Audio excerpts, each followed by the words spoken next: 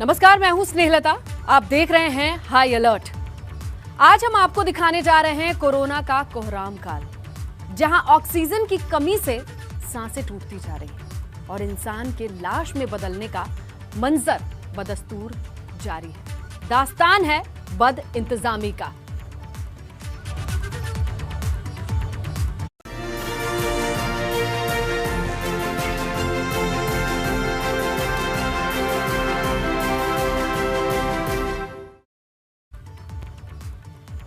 सोच भी नहीं सकते ना कि हर पल घटती सांसें, पल पल करीब होती मौत, हर घड़ी छूटता लोगों का अपने से साथ। ये प्रदेश की उन तस्वीरों की हकीकत है जिसे हर रोज लाखों लोग रूबरू हो रहे हैं, हजारों प्रभावित हो रहे हैं, सैकड़ों की तादाद में लोग दम तोड़ रहे हैं। कोरोना काल में प्रदेश में स्वास्थ्य सेवाओं की हकीकत इतनी कड़वी है जिससे ना बर्दाश्त किया जा सकता और ना ही मुंह मोड़ा जा सकता है, क्योंकि खोखले दावे, वादे हर पल सैकड़ों जिंदगियों को लील रहे हैं, काल के गाल में वो समा रही हैं।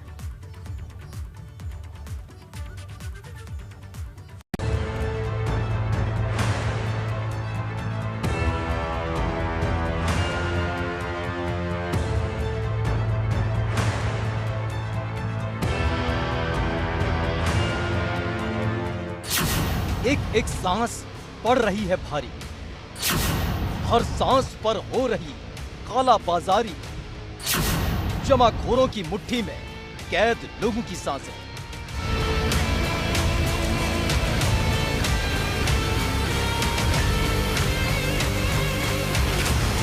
राजधानी से लेकर प्रदेश के हर जिले में ऑक्सीजन को लेकर मारामारी जारी है। सरकारी दावे हवा हवाई साबित हो रहे हैं। ऐसे में हालातों की जो तस्वीरें सामने आ रही हैं वो बेहद डरावनी है और दिल दहला देने वाली है। हर पल एक जिंदगी ऑक्सीजन की कमी की वजह से घुटने टेक रही है। हर पल अस्पतालों के बिस्तर पर कोरोना मरीज दम तोड़ रहे हैं। बावजूद इसके दावे जारी है, वादे जारी है। राजधानी में ऑक्सीजन की कमी पर मोहनलालगंज के भाजपा सांसद कौशल किशोर के आरोप तस्वीरों को साफ करने के लिए काफी है। सांसद का आरोप है कि राजधानी में ऑक्सीजन को लेकर जो हालात है उसके लिए कोई और नहीं बल्कि राजधानी का ड्रग इंस्पेक्टर जिम्मेदार है, जिसके कहने पर प्राइवेट अस्पतालों को ऑक्सीजन गैस सिलेंडर नहीं दिए जा रहे हैं, जिससे हालात बद से बदतर हो रहे हैं। हम मरीज हाल बेहाल भी हो रहे हैं और कुछ लोगों की मौतें भी बड़ी तेज़ी से हो रही हैं।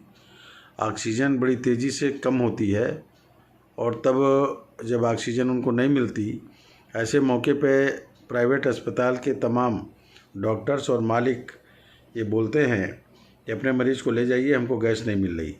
इस संबंध में रोज़ मेरे पास सैकड़ों की संख्या में लोगों के फ़ोन आ रहे हैं और जब मैंने इस संबंध में 2 गैस के मालिकों से बात किया तो ऑक्सीजन गैस प्लांट चलाने वाले उन दोनों मालिकों ने बताया कि हमारे ऊपर ड्रग इंस्पेक्टर का बड़ा दबाव है कि चाहे कोई भी मरे, प्राइवेट अस्पताल में आपको ऑक्सीजन नहीं देना है।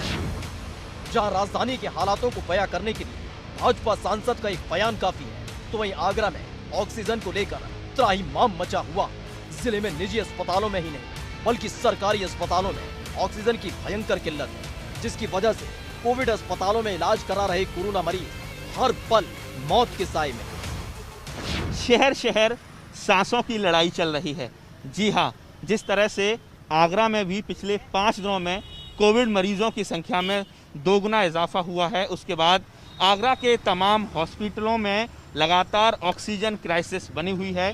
जिस अमित जग्गी मेमोरियल हॉस्पिटल के बाहर मैं खड़ा हुआ हूँ, कल भी जब एबीपी गंगा ने इस खबर को दिखाया उसके बाद प्रशासन पूरी तरह से एक्टिव हुआ और यहाँ सिलेंडरों की सप्लाई की। आज एक बार फिर से इस समय अमित जग्गी हॉस्पिटल में लगातार ऑक्सीजन क्राइसिस बनी हुई है और जो इसके जो हेड हैं डॉक्टर रमेश जग्गी, उनके मुताबिक जो बैकअप है वो कुछ घंटों का ही उनके पास बचा हुआ है और ऐसे में एक बार फिर से उन्होंने प्रशासन से गुहार लगाई है कि उनको ऑक्सीजन सप्लाई दी जाए। प्रदेश की राजधानी में ही नहीं बल्कि दूसरे शहरों में भी कोरोना का बढ़ता ग्राफ और ऑक्सीजन की घटती मात्रा ने लोगों को फिक्र में डाल रखा, लेकिन लोगों की जिंदगी की डोर चंद लोगों की मुट्ठी में कैद, जो ऑक्सीजन की जमाखोरी कर लोगों को ऊंचे दामों में बेच रहे हैं। कानपुर प्रशासन ने ऐसे लोगों के खिलाफ छापेमारी की जो 3 गुना दामों में ऑक्सीजन बेच रहे थे। रायपुरवा थाना क्षेत्र में स्थित कबाड़ के गोदाम में पुलिस ने छापेमारी कर 50 भरे सिलेंडर और 25 खाली सिलेंडर बरामद किए। पुलिस ने गोदाम के मालिक मोहम्मद आसिफ को गिरफ्तार कर लिया है। पुलिस का दावा है कि गोदाम से 3 से 4 गुने दाम पर ऑक्सीजन के सिलेंडर बेचे जा रहे थे। ये थाना रायपुरवा क्षेत्र है कानपुर का, जहाँ पे एक समा ट्रेडिंग कंपनी है जो मूलतः एक कबाड़ का और लोहे का काम करते हैं। इनके यहाँ पे हमें सूचना मिली थी। सूचना पर यहाँ पे दबिश दी गई, जिसमें 50 हमें ऑक्सीजन के भरे सिलेंडर मिले हैं और करीब 20-25 के आसपास खाली सिलेंडर मिले हैं। इन प्रत्येक सिलेंडर की जो क्षमता है वो 7 क्यूबिक मीटर है और इसमें एक गोपनीय तरीके से ये भी पता कराया गया कि ये कितने में सप्लाई करते हैं। तो जिसकी कीमत 5 से 6 हज़ार होनी चाहिए, उसको ये 16,000 रुपये के बिल पे सप्लाई कर रहे थे। सरकार का आदेश है कि आपातकाल जैसे हालातों में जरूरत की चीजों की जमाखोरी करने वालों के खिलाफ रासुका की कार्रवाई की जाए। जहां कुछ लोग इस मुश्किल भरे हालात को आपदा में अवसर की तरह देख रहे हैं, तो वहीं मुजफ्फरनगर के ऑक्सीजन सप्लायर लोगों की मदद के लिए हर मुमकिन कोशिश कर रहे हैं। मुजफ्फरनगर में ऑक्सीजन के 3 बड़े प्लांट हैं, तो आसपास के जिलों समेत जरूरत के मुताबिक हर किसी को तय रेट पर ही ऑक्सीजन सिलेंडर उपलब्ध करा रहे हैं। देखिए, मुजफ्फरनगर में ऐसी कोई किल्लत वाली बात नहीं है। यहाँ पे जितने भी पेशेंट्स आ रहे हैं जिनको ऑक्सीजन की ज़रूरत है, सबको प्रॉपर ऑक्सीजन मिल रही है। और हम सब डीलर्स ने, जितने भी मुजफ्फरनगर में ऑक्सीजन का काम करने वाले हैं, सब ने मिलकर सरकार के निर्देश अनुसार इंडस्ट्री की ऑक्सीजन को एकदम बंद करते हुए सिर्फ मरीजों को ऑक्सीजन देने का काम शुरू कर रखा है।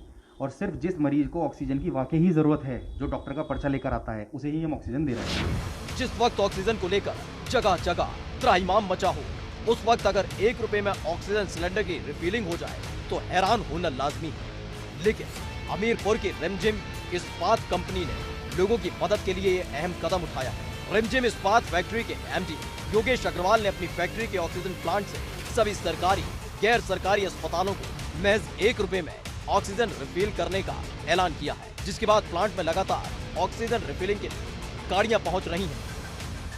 ऑक्सीजन जो भी अपने सरकारी कोविड हॉस्पिटल्स हैं, उनको हम मात्र 1 रुपये के बिलिंग पे ऑक्सीजन प्रोवाइड कर रहे हैं। ये जो अपने चिकित्सा अधिकारी हैं, उनके द्वारा लिखित लेटर चाहिए हमको। तो जितने भी अपने कोविड 1 रुपये की मात्र बिलिंग कर रहे हैं, वो बिलिंग पर्पज़ से है, क्योंकि हमारी इंडस्ट्री है, इससे कोई भी मटेरियल हम बिना बिल के नहीं निकाल सकते हैं। कोरोना के कहर के बीच बने आपातकाल में मदद के लिए भी लोग आगे आ रहे हैं, लेकिन जिनके कांधों पर व्यवस्थाओं की जिम्मेदारी है, वही हालातों को और खराब करने में जुटे हुए हैं। बाराबंकी आरटीओ ने अयोध्या में सेंट्रल मेडिकल गैस पाइपलाइन का सामान लेकर जा रहे एक ट्रक को रोक दिया। जब ड्राइवर ने ऑक्सीजन को लेकर इमरजेंसी सेवा पर जाने की बात कही, तो आरटीओ का जवाब सुनकर आप दंग रह जाएंगे। बाराबंकी के आरटीओ के लिए जिंदगी बचाने वाली ऑक्सीजन जरूरी नहीं है, बल्कि पंचायत चुनाव ज्यादा जरूरी है। आरटीओ की मनमानी के बाद क्यूब हेल्थ केयर इंडस्ट्री ने मुख्यमंत्री से शिकायत की, जिससे साफ है कि हालात अगर बद से बदतर हो रहे हैं, तो उसके लिए कुछ हद तक व्यवस्थाएं देख रहे अधिकारी भी जिम्मेदार हैं, जिन्हें अभी भी अपनी प्राथमिकता तय नहीं है। Bureau report, ABP Ganga.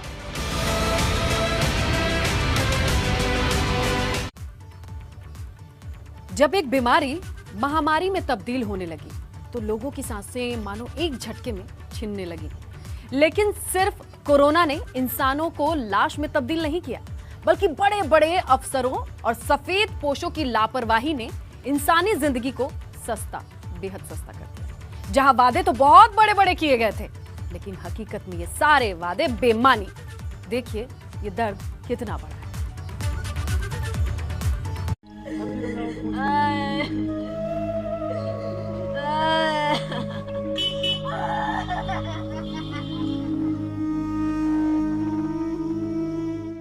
एक सांस का मोहताज इंसान, मेरे घर पे कम से कम चल तो रहे थे।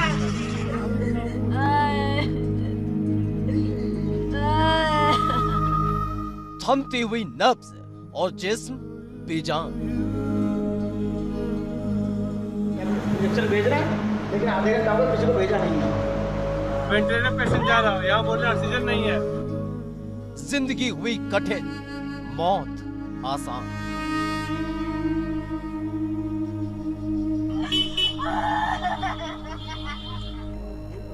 कौन सा हॉस्पिटल में ले जाते हैं? कब से एडमिट थे आपके दामाद?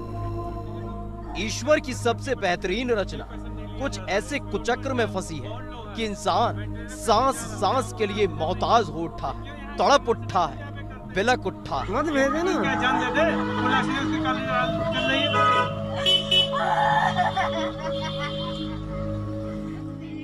घुटती हुई सांसों से जंग की ये वो तस्वीरें हैं जो इंसान की देह को निर्जीव बना रही हैं और दे गई हैं आंसू अपनों की आंखें। पेशेंट नहीं लिया जा रहा है, SpO2 इसका बहुत लो है, वेंटिलेटर पेशेंट जा रहा है, यहाँ बोल रहे ऑक्सीजन नहीं है, तो क्यों यहाँ के कमाल से क्यों यहाँ पे करते हैं?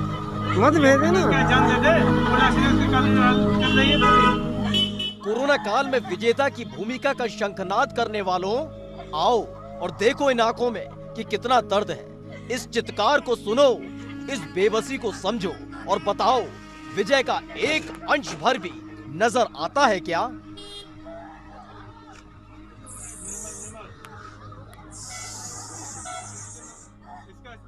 लखनऊ में जिंदगी को मजाक बनाकर रख दिया गया, जहां कोविड कमांड सेंटर के नाम पर सफेद पोश मौत से शर्त लगा रहे हैं और लगा रहे हैं दांव पर आम इंसान की जिंदगी।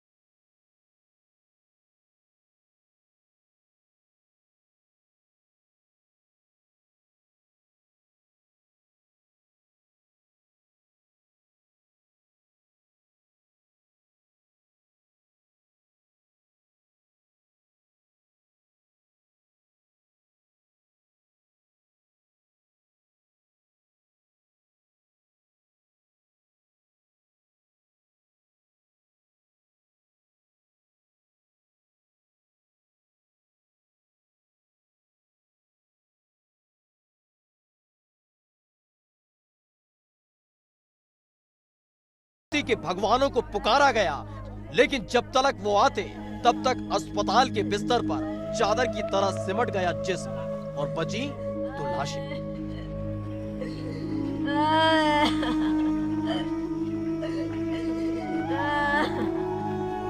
एक साथ SJD मेमोरियल अस्पताल में हुई 5 मौतों के बाद हंगामा होने लगा।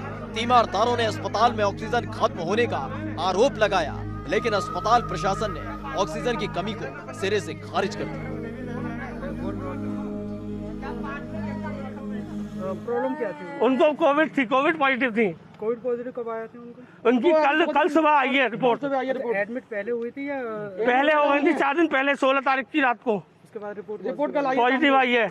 और यहाँ प्रॉब्लम क्या हुई? प्रॉब्लम जो थी उनको सांस लेने की दिक्कत थी, पर सब कुछ ठीक ठाक चल रहा था बिल्कुल। अब क्या दिक्कत आई है, कैसे डेथ? अब इनकी डेथ ऑक्सीजन शॉर्टेज से हुई है। इनके पास ऑक्सीजन की व्यवस्था नहीं थी, ना इन्होंने किसी को अवगत कराया। खाली मेरी मदद नहीं, यहाँ पर 4-5 लोगों के साथ ऐसा हो चुका है। बड़े पदों पर बैठकर इंसान क्या इतना निर्मोही हो जाता है कि लाश से उठे मातम की आवाजें भी उसे विचलित नहीं करती। नहीं दिखता है एक साथ 5 इंसानों का लाश बन जाने का दर्द। क्या वाकई किसी को कोई फर्क नहीं पड़ता? कूड़े के ढेर में तब्दील हुआ अस्पताल। स्वास्थ्य व्यवस्था का बुरा हाल। हरदोई में भी कई जिंदगियां मौत से जंग लड़ रही हैं, लेकिन कोरोना काल में जिस बात का प्रवचन गली चौक चौराहे पर खड़े होकर बांटा जाता है, उसी को अस्पताल के गलियारे में कूड़े के ढेर में मिला दिया गया। हरदोई का इकलौता कोविड अस्पताल कूड़े के ढेर में तब्दील हो चुका है। ये वो रास्ता है जो सीधे अस्पताल के अंदर आपको ले जाएगा, लेकिन जिस तरह के हालात हैं उसे देखकर कहा नहीं जा सकता कि इस आपातकाल में इस अस्पताल से किस हालात में आप बाहर आए। हरदोई के इस अस्पताल के हालात तब ऐसे जब कई मरीज इस अस्पताल में कोरोना से जंग लड़ रहे हैं और उसी अस्पताल को नरक में तब्दील कर दिया गया। कुछ अंदर से वीडियो भी आए। अंदर से जो वीडियो दिख रहे हैं वो गंदगी के पैकेट्स हैं जो अंदर से साफ करके गैलरी में रखे गए हैं। उसके बाद ये पैकेट्स उठ करके वहाँ जाते हैं जहाँ डिसइंफेक्शन होता है, डिसइंफेक्ट किया जाता है। वो एजेंसी ले जाती है, वो समय पे आती है, गाड़ी से लेके चली जाती है। वहाँ एक आदमी लेटा हुआ है जो हमारे यहाँ का ही एक बुजुर्ग था, वो थोड़ा सा थक गया था तो लेट गया था। ये हालात बताने के लिए काफी है कि इंसान की जिंदगी इस दौर में कितनी सस्ती हो गई। न सड़क पर बिलखता परिवार है, अस्पताल में दम तोड़ता इंसान और कूड़े के ढेर में तब्दील हो चुके अस्पताल। वाकई ये मानव सभ्यता का वो विषम दौर है जिसे मानवीय इतिहास में काले पन्ने पर लिखा जाएगा। Bureau report, ABP Ganga.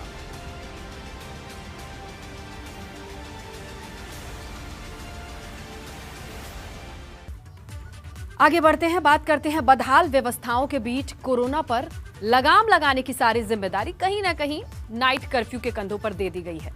प्रदेश के सभी जिलों में नाइट कर्फ्यू के जरिए कोरोना के बढ़ते आंकड़ों को कहीं ना कहीं थोड़ी कम रफ्तार देने की कोशिश होती है। इन्हीं कोशिशों की पड़ताल की एबीपी गंगा ने। रात्रि 8 बजे कोरोना कर्फ्यू लग गया है। समय से बाजार बंद कर कोरोना कर्फ्यू में सहयोग करें।